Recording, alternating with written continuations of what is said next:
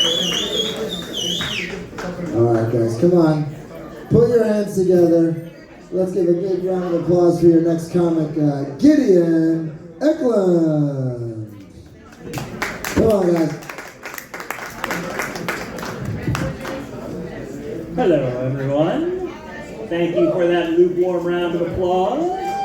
For the number of you out there, it was a lot of clapping, I will admit. So, I do want to give a quick shout out to the nice woman here who was brave enough to sit front row at a comedy show wearing his neck brace. That's like painting a bullseye on yourself. I thought I was brave wearing this shirt, but you beat me, so well done. Can I ask you what happened? You mind if I ask? Oh, that sucks. Motor vehicle accidents are the worst. Ugh. My sister's had a ton of them. They're awful. I myself actually was just hospitalized for a month. That's why I haven't been here in a while. It's been a few weeks. My appendix burst in October, and I was in and out of the hospital 3 times for that stuff. And here's the craziest part. It's still in there. They haven't taken it out yet. Like, I didn't think that was a thing. I thought they would just take it out and send me home. But they're like, oh, no, we've got to give you a bunch of horrible drugs to take and calm all that stuff down. So it's still in there. Basically, right now, my appendix is like Jason Voorhees. Technically dead, but still trying to kill somebody. So that's where I'm at right now. Honestly, it was one of the scariest things that has ever happened to me, because I've never been hospitalized before in my life. So we're driving to the hospital in a hurry because I'm in anguish. My girlfriend is panicking, and it burst in the car on the way to the hospital, and it was blinding pain. Everything went white. It was like somebody taken the sun, screwed in one of those energy-efficient halogen bulbs, and then cranked it up to 10. And I'll tell you right now, when your girlfriend is panicking while driving you to the hospital, and you go blind, it is not the best time to loudly declare, I'm seeing a white light. Because she started freaking out even more. And I was like, no, I'm not dying, it's just horrifying.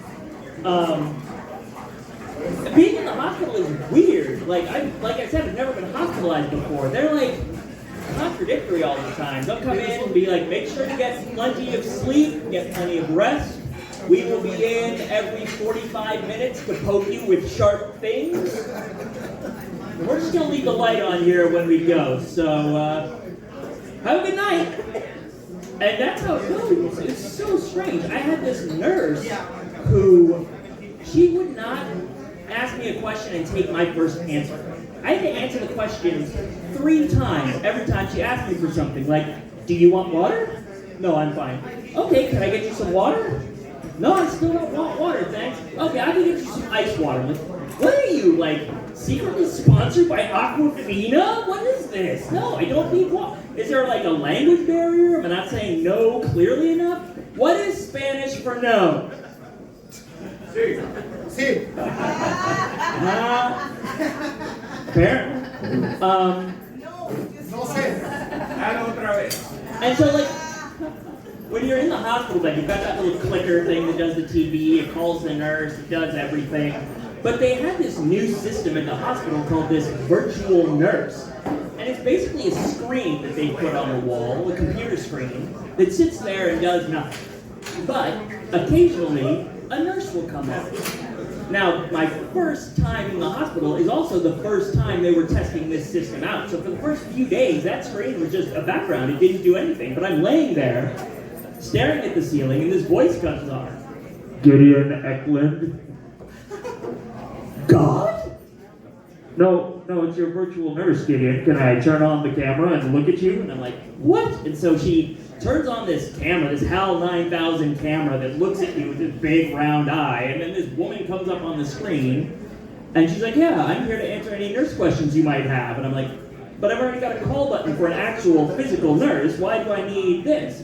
Oh, you know, it's just, if you need anything or you have any questions, you can just hit the button on the screen, and it'll call me, and I'll answer all your questions. Okay, so my options are I can lie in bed and stay comfortable, click this button right here for a nurse who will answer my questions, or I can get out of bed, drag my IV stand with me across the room, press the button on the screen, go back to bed, wait for you to answer, so you can answer the same questions that I had for the nurse I could have called 30 seconds ago with one click, I think I'm good staying in bed fast. It's crazy though, because like when they discharged me, they told me because I am a diabetic that I have to work harder at eating healthier, which sucks. Eating healthy is terrible. Health food is gross. But it's, you know, it's hard. They tell you that you have to cut out certain things from your diet, like carbs and sugar and happiness. So once you've done that, you know, you're good to go. So I'm at the grocery store picking through all of these horrible health food options. And I literally looked up at the ceiling and was like, why was I made to suffer like this?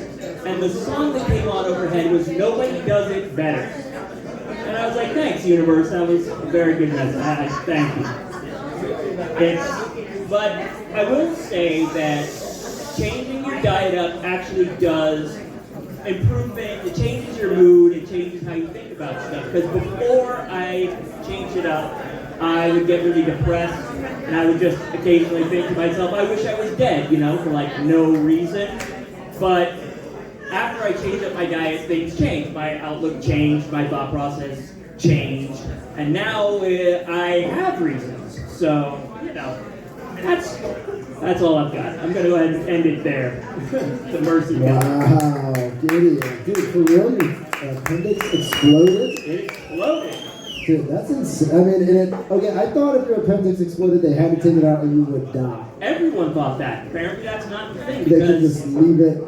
Here's the thing. If it doesn't explode and it's about to, then they'll take it out. Right. But once it's exploded, all of that infection hits. Everything gets super inflamed, and they can't take it out without taking out like half your colon. I was like, I kind of need that, shit. so no thanks. Dude, that is so crazy. I've been wondering, you know, where you've been at, but I guess it's just... I was having 1,000 knives of fire explode in my stomach, so That is one of my worst fears. That's so fucking crazy. I'm glad you're back, man. Thank Glad you. you're back and healthy. I'm glad that you're not Make me feel dead. better, everybody. Come on, let's put your hands together for Gideon. He's alive. He is alive. Very. All right. Guys, remember